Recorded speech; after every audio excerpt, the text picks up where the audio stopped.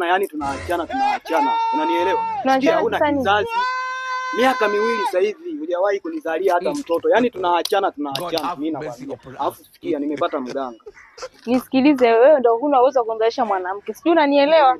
Huna uwezo wa kumzalisha mwanamke. Huna nguvu za kumzalisha mwanamke. Sio unanielewa? Twende kwa mganga. Hebu twende kwa mganga. Maana mimi nimepata mganga wangu. Twende kwa mganga.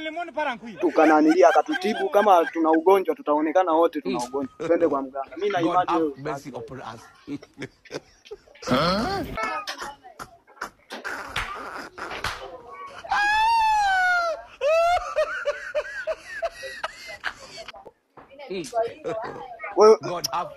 Yani leo wewe.